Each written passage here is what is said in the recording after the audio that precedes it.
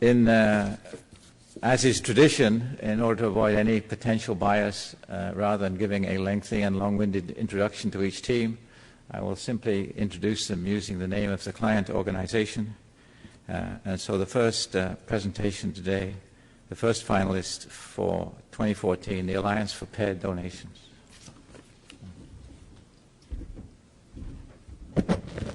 Thank you. Good morning, ladies and gentlemen. I'm Josh Morrison, the General Counsel of the Alliance for Paired Donation. I'm here presenting on behalf of our founder and CEO, Dr. Michael Reese, a kidney transplant surgeon who unfortunately couldn't be with us today. It is a true pleasure to be here, and I want to express how very honored we at the APD are at being selected as a finalist for this year's Edelman Award competition. The Alliance for Paired Donation is a nonprofit organization founded by Dr. Reese in 2006 that provides kidney paired donation matching services to transplant centers in more than 30 states across the United States. Paired donation is another term for kidney exchange, and the APD and the team presenting today have collaborated on developing kidney exchange from its very inception. One of the big contributions that we made was figuring out how to organize and coordinate long chains, begun by a non-directed living kidney donor. I'm a non-directed donor myself. Today, we're going to tell you how kidney exchange, particularly long chains, has transformed transplantation practice and helped ameliorate the severe shortage of organs for transplant. Many candidates for transplant have willing donors who are unfortunately incompatible with their intended recipient. Many of these candidates fall into the category of hard-to-match patients, for whom only a very small fraction of available kidneys can be accepted. We'll tell you how we arrange compatible transplants by assembling long chains of patients and donors. With the new optimization algorithms that chains require, the APD has been able to find transplants for some of even the hardest to match patients, thereby saving hundreds of lives. And by developing the idea of such chains, and by sharing the mathematical concepts and algorithms behind those chains, the APD has had a significant influence on the world of kidney transplants, leading to thousands more transplants. We estimate that the future impact of these developments could well lead to additional thousands of lives saved per year. Now, let me show you a video about the very first long, non-simultaneous chain done anywhere in the world, which was organized by the APD back in 2007. That chain was in 2007, but the work began in 2004, when Al Roth, Typhoon Sunmez, and Uku Inver circulated their paper on how to organize kidney exchange in cycles and chains. Finally tonight, the kindness of strangers. Last year, we reported on a new approach to life-saving kidney donations, a kind of pay-it-forward idea, pairing those in need with those willing to be donors for people they'd never met. From that first selfless gift, many are now enjoying a new chance at life. As ABC's Barbara Pinto reports, all involved have gathered for the first time. When we last saw Angela Heckman and Ron Bonnell, they were headed into surgery. Ron was giving Angie, a total stranger, one of his kidneys. Now, 15 months later, I feel fantastic. He gave me a new life. He gave me my daughter back for a long time to come. In return, Angie's mother then gave one of her kidneys to a woman she'd never met. Thank you so much. Until this past weekend. The concept is called paired donation and allows anyone who needs a life-saving kidney transplant to get one, as long as they find a willing donor. A computer program finds the best possible match. It started with Matt Jones, a father of 5 from Michigan, who decided to give a stranger an incredible gift. Matt gave his kidney to Barb Bonnell, whose husband Ron was not a good match for her. In turn, Ron gave his kidney to Angie, whose mother Lori was not a suitable donor. Lori gave her kidney to Cecilia, and the life-saving chain took off. Dr. Michael Reese has arranged for 16 such transplants so far.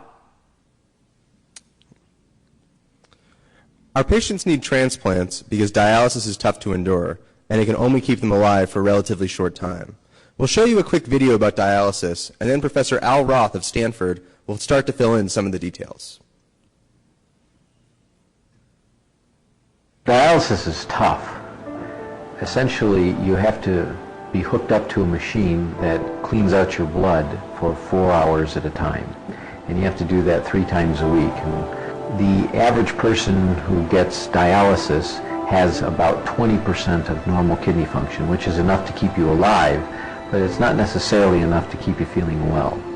The main part is when they poke the needles in. Those are like the It hurts a lot when they put 2 needles into your leg, your graft, and it takes about, my treatment is 3 hours every Monday, Wednesday, Friday, and I'm there for about 4 hours because of all the needle poking, and sometimes you get poked more than once, and it's a big toll. Someone compared it to running a marathon on your heart, so you're very tired afterwards, and all you want to do is sleep and do nothing after dialysis.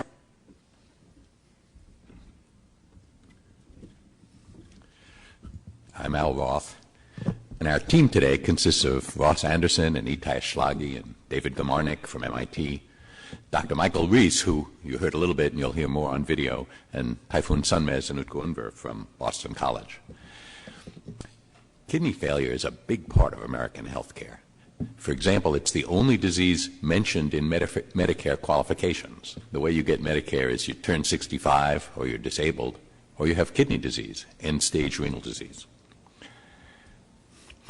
Kidney failure is a $50 billion a year industry in the U.S. and the biggest program in Medicare at more than 7% of the budget. So there are a lot of institutions and interests that have to be navigated to introduce any changes in treatment protocols, which is one of the reasons that the effort we'll be telling you about today involves market design issues like incentives as well as optimization. This poor fellow is on dialysis. What he really needs is a new kidney. Transplantation won't just make him have a nicer life, it'll save his life, because patients with transplants from deceased donors live on average 10 years longer than dialysis patients, and kidneys from living donors last longer still. Transplants save money, too. Transplants are the rare case in which the best treatment is also the cheapest. Over 5 years, a transplant saves over $250,000 compared to dialysis. But many more people need kidneys than there are organs available. When you signed up for a driver's license, you had the opportunity to register to the organ donor registry. That's where deceased organ donors come from. There are about 100,000 people on the waiting list in the United States. That means you might have to wait a long time to get a kidney because there are only about 11,000 deceased donor kidney transplants every year. But deceased donors are not the only source of transplants. You each have 2 kidneys, and if you're healthy enough, then if you knew someone who had kidney failure, you could give them your kidney and remain healthy with just 1. But you might be healthy enough to give someone your kidney, but they might not be able to take your kidney, and this is what creates the opportunity for kidney exchange. So here's the idea behind kidney exchange. Donor 1 loves recipient 1, but can't give her a kidney because they have incompatible blood types. Same for donor 2 and recipient 2. But they can exchange kidneys, so each patient receives a compatible kidney. In this case, the blood type B patient receives a B kidney, and the blood type A patient receives an A kidney. Blood type isn't the only cause of incompatibility, however. Another is immunological incompatibility. A patient with lots of antibodies to human proteins is called highly sensitized, and these are the most vulnerable and hardest to match patients, since it's hard to find a kidney that their immune system won't attack. Notice that in this exchange, no money changes hands. It's an in-kind exchange, a kidney for a kidney.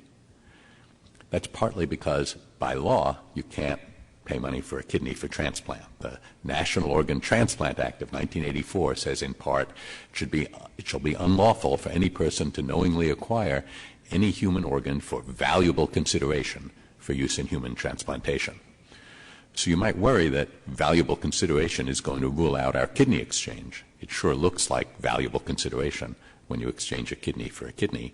But although we started kidney exchange much earlier, eventually Congress in 2007 amended the law to say that the preceding sentence doesn't apply to kidney exchange. So kidney exchange is legal in the United States. It doesn't violate the terms of the Act.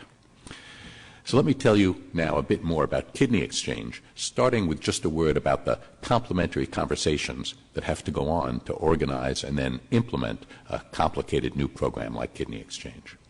One part of that conversation is analytic and goes on in journals that publish mathematical discussions. It combines traditional operations research concerns like optimization with game theoretic discussions of rules and incentives.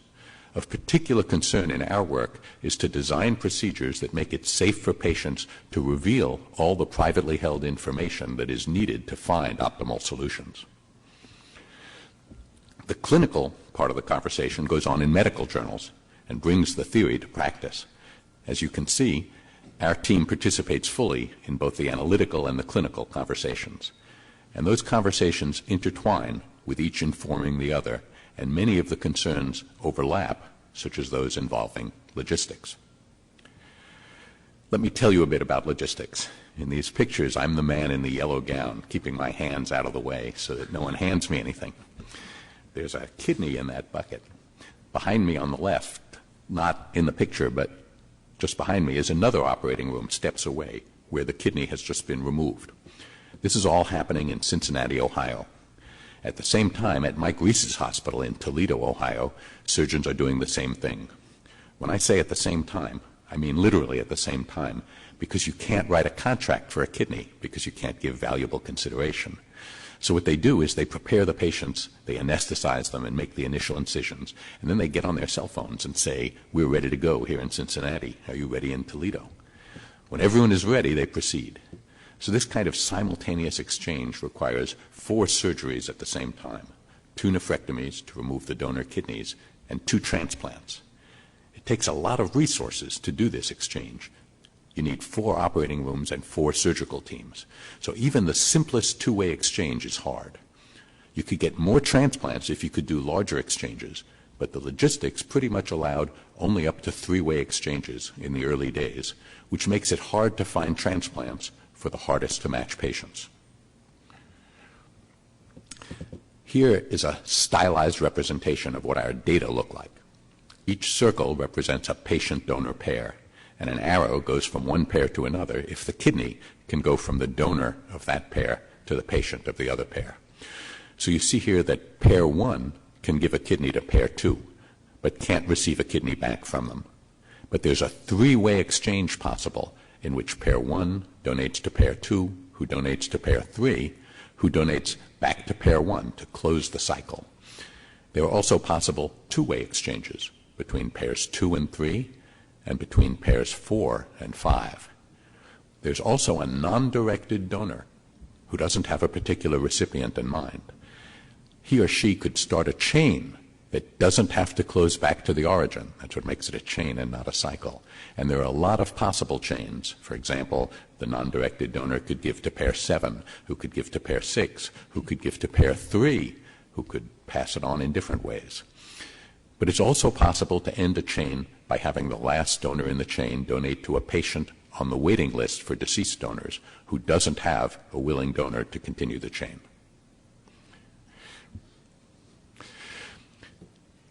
Whoops, I went too far. There we go. The links colored purple show the solution to the optimization problem of maximizing transplants. In this case, via a 2-way exchange, a 3-way exchange, and a chain involving 3 transplants in which the non-directed donor gives to pair 7, who gives to pair 6, who gives to a patient on the waiting list for a deceased donor organ. Let me tell you a bit more about non-directed donor chains. When non-directed donors started to show up about 10 years ago, if they passed through the medical and psychological screens, they would be told that they could give a kidney to a hard-to-match patient on the deceased donor waiting list and save their life. But once kidney exchange started to take off, so that we have pools of patient-donor pairs, a non-directed donor can be offered the chance to start a chain. He or she can give a kidney to a patient who has a donor who will give a kidney to another patient who also has a donor, and that donor can give to a patient on the waiting list. That way, the non-directed donor can facilitate 3 transplants that wouldn't have happened otherwise, involving 3 living kidney donations. Here's a picture of the people in an early non-directed donor chain that we participated in New England. Why there are only 6 people in this picture? Why are there? The reason is that when the surgeries are done simultaneously, we need to have 6 operating rooms at a time. That was as many operating rooms and surgical teams as we could regularly assemble at the same time. So as long as we did change simultaneously, this is how big the picture gets. Let's think again about why we are doing this simultaneously, to see how we learn to get more transplants than this by conducting non-simultaneous chains. We always do a simple exchange between 2 pairs simultaneously. But suppose we didn't. Suppose that on day 1, donor 2 gives a kidney to recipient 1. So donor 2 doesn't have a kidney anymore.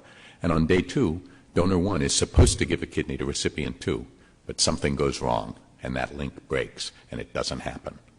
Well, that's a tragedy for pair 2. They had a surgery that didn't help them. They gave a kidney, but haven't gotten one, and they don't have a kidney anymore. They can't participate in a kidney exchange next week. So they've been tragically harmed. And to make sure that doesn't happen, we always do this kind of exchange simultaneously. But now suppose a non-directed donor shows up, and let's think about conducting a chain non-simultaneously. So on day 1, the non-directed donor gives a kidney to recipient 1. And on day 2, donor 1 fails to give a kidney to recipient 2 for the same reason as in the previous picture. Well, that's really disappointing. Recipient 2 didn't get a kidney. But it's not tragic. Pair 2 hasn't given a kidney yet. They can participate in a kidney exchange next week, and they are no worse off than before the non-directed donor showed up. So the cost of a broken link is much less. That let us explore what the benefits of doing a chain non-simultaneously might be. A non-simultaneous chain can be longer, since it can use the same resources at different times. This is an idea that was first proposed by our team in a paper in the American Journal of Transplantation. We've been working with the APD ever since to change the paradigm of transplantation to include long chains. I'm glad to be here telling you we succeeded, but it wasn't easy.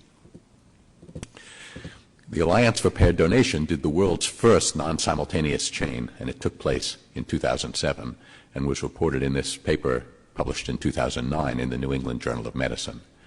The first author is Mike Reese, the director of the APD, and some of our operations research team are among the authors also. That first non-simultaneous chain had 10 transplants at the time that paper was published in the New England Journal. So there are 20 people in the picture as it showed up in People magazine. These are the same folks you saw in the ABC News video at the beginning.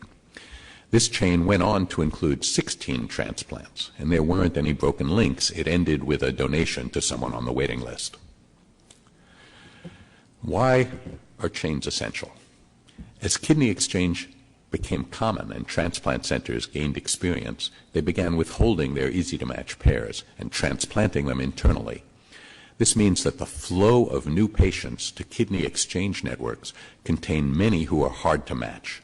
So chains become important because many pairs with few compatible kidneys can only be reached through chains. The percentage of very highly sensitized patients is large. Sensitized patients have many antibodies which prevent them from taking most kidneys. PRA, or the panel reactive antibody, measures the likelihood you cannot take a kidney because of your antibodies. High PRA patients have a median waiting time of over 13 years for a deceased donor kidney, and most can't wait that long. 1 in 7 of the APD patients have a 99% PRA, a 99% chance of rejecting a random blood type compatible kidney. These patients are looking for a needle in a haystack. So the compatibility graphs, which show which patient can take a kidney, become very sparse. And when graphs get sparse, they don't have many short cycles, although they may have long chains. Here's a small piece of a compatibility graph of APD pairs, in which all patients and all donors have blood type A, so there's no blood type incompatibilities in this graph. Remember, each circle represents an incompatible patient-donor pair, and an arrow goes from one pair to another if the donor from the first pair is compatible with the patient in the second. This is about 10% of a typical compatibility graph we work with these days.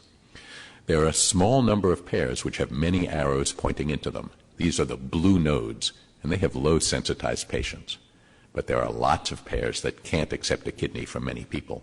These are the unshaded nodes with highly sensitized patients. As you can see, pairs with highly sensitized patients aren't in short cycles. But suppose you could grab the blue nodes in your hand and shake the graph. You'll get a picture that looks like the picture at the bottom of this slide. At the top, we've got the easy-to-match pairs. They form a dense part of the graph. I've left out the many cycles among them. And the highly sensitized pairs are in the bottom part of the graph, and they don't have many incoming arrows. Their connections are sparse. But they can be connected by chains. Long chains that reach lots of hard-to-match patients will often alternate between hard-to-match and easy to match pairs because it's easy to connect back up to the easy to match pairs. Here's a theorem that's also been confirmed more recently by clinical data that we proved in the Schlage-Gmarnik recent Roth paper. In a random pool with easy and hard to match pairs, the number of nodes which can be covered by long chains is significantly larger than the number of nodes which can be covered by short cycles. So long chains really help the hardest to match patients. Our new models showed that long chains were the best way to transplant highly sensitized patients. But this proved to be controversial, since highly sensitized patients had for a long time had no better option than to go to the biggest transplant centers. Here's Mike Reese talking about the controversy. With the publication of that article, there is still resistance within the transplant community as to whether these chains should be done in a non-simultaneous fashion and somebody should be trusted, or whether we really could achieve the same thing by doing everything all at once. And that battle sort of raged throughout the transplantation literature over several years amongst very well-intended people who had different views about how this would work. And it was really the market design and the fact that we could do research simulations of how this might actually carry out in the real world that led us to understand that these non-simultaneous chains really were important and really allowed disadvantaged patients to have the best access to the option of living donor kidney transplantation. Today, the clinical evidence has resolved the controversy. Long non-simultaneous chains are employed even by former opponents. Even at Johns Hopkins Hospital, which published papers opposing long chains, their press releases now speak of how they make chains longer and longer. Almost all big kidney exchange centers now do non-simultaneous long chains. This raises new challenges for optimization, which Professor Itai Schlage of MIT, who led the design of the new algorithms, will tell you about.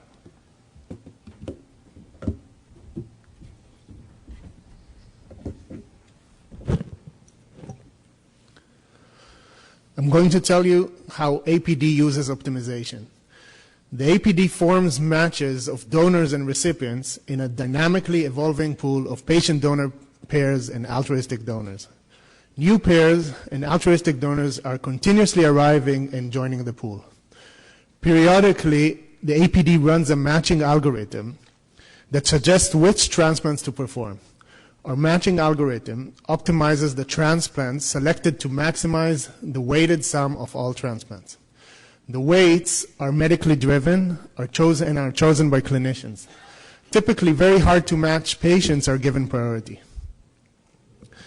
The difficulty of solving the optimization problem depends heavily upon the definition of a valid exchange. When there are no restrictions on the size of the cycles and chains, a flow-based linear program computes a solution in polynomial time. So we have a very general problem formulation, which is easy computationally, but unfortunately cannot be implemented medically. We cannot do very long cycles.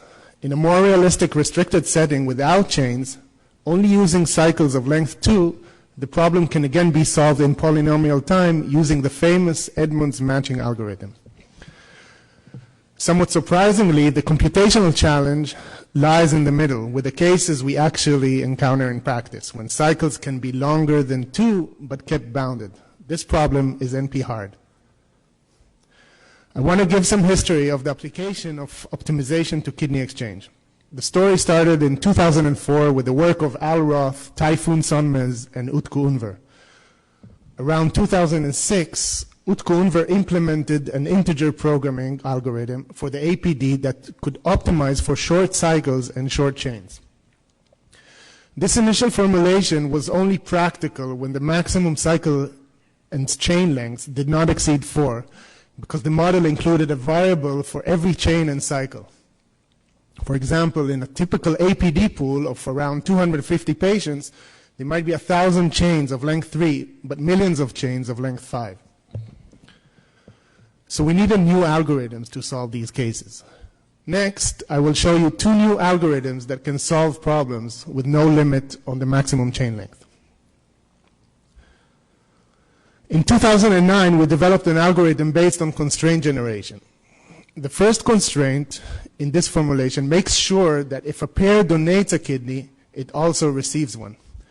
The second constraint makes sure that each altruistic donor can give at most one kidney. We also add constraint limiting long cycles, but there are just too many of those constraints.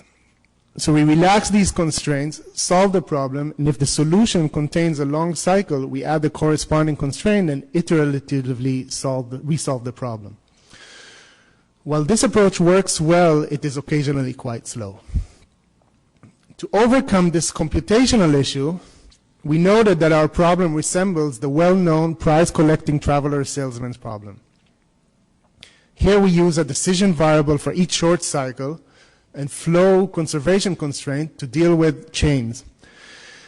Instead of using the usual constraints against long cycles, we use cut-set inequalities similar to those appearing in the formulation for the prize-collecting traveling salesman's problem.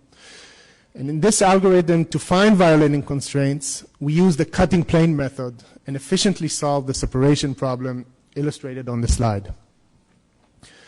These two algorithms together solve all problem instances, even if we want to bound chains to some certain length.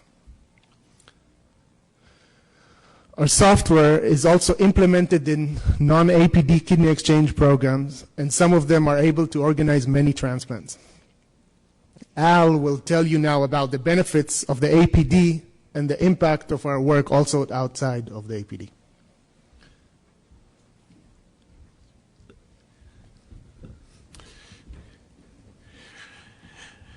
The APD has done more than 220 transplants, with 168 of them through chains, the vast majority. This resulted in savings of more than $46 million and more than 1,600 life years. Every transplant in kidney exchange also means shortening the waiting time for those on the waiting list for deceased donors, so there are beneficiaries who don't receive kidney exchanges who still get transplants earlier. Kidney exchange has grown steadily from about 100 transplants a year in 2007, when NEAD chains were first introduced, to almost 600 a year now, the large majority through chains. Our team works with other exchanges and centers, including the United Network for Organ Sharing Kidney Exchange National Pilot Program, which is still small, with many individual transplant centers, and with the National Kidney Registry, which is a private organization but the largest volume program in the country, it's accomplished more than 1,000 transplants so far, the vast majority through chains, almost 90%. A lot of their patients transplanted through chains have very high PRA, and more than a quarter of their patients are transplanted through quite long chains, chains of length 10. Here's a picture of one of their long chains that has 60 people in it, 30 nephrectomies and 30 transplants.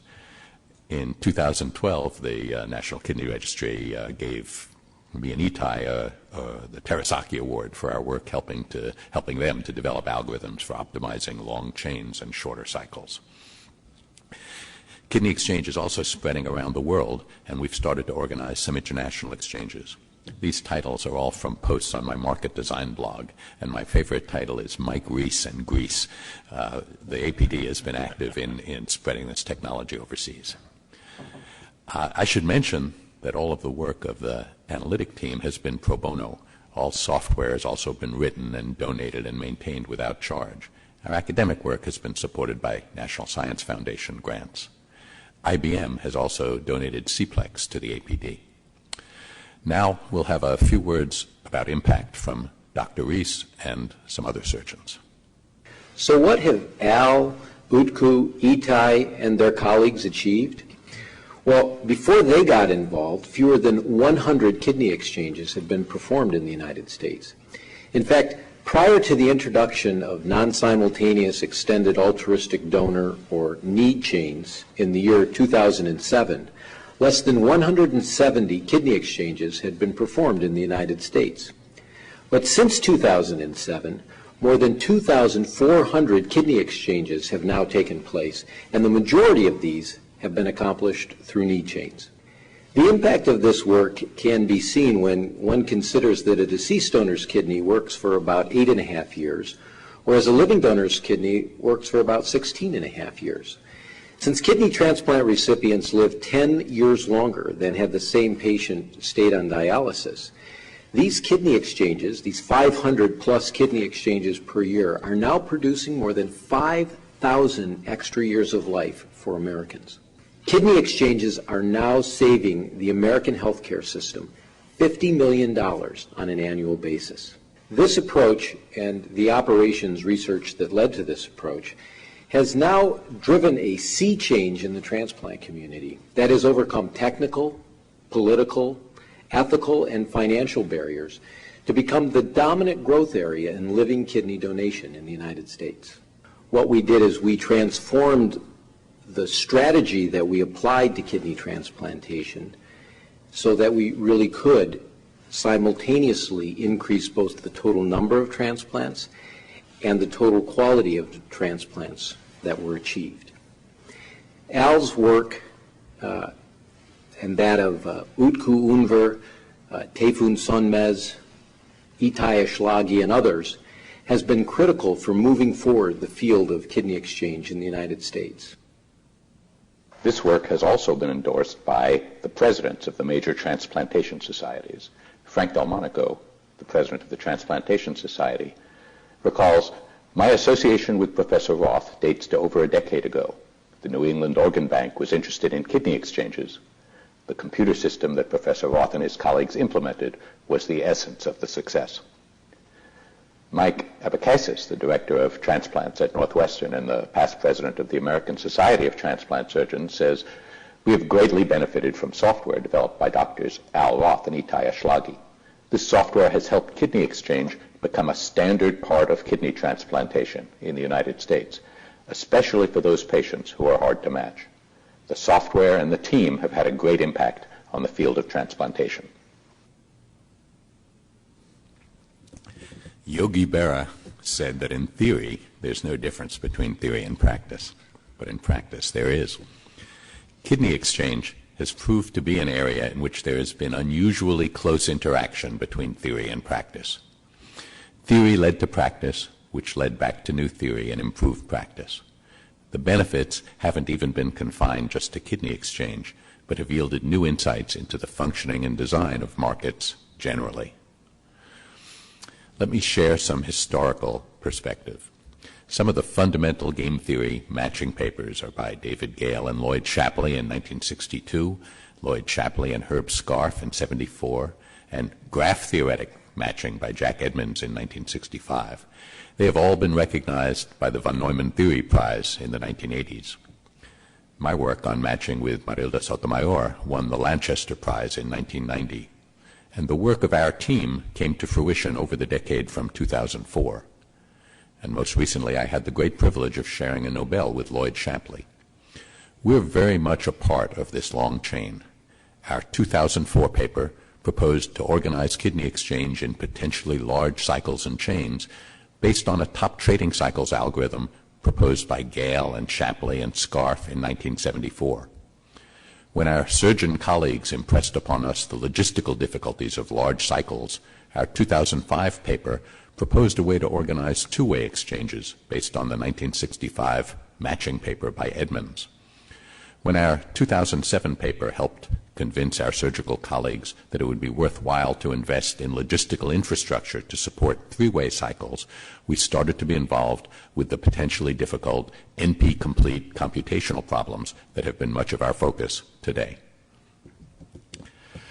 I represented a lot of people when I met the Swedish king in 2012, and I was accompanied to Stockholm by key members of the kidney exchange team. We truly are a team.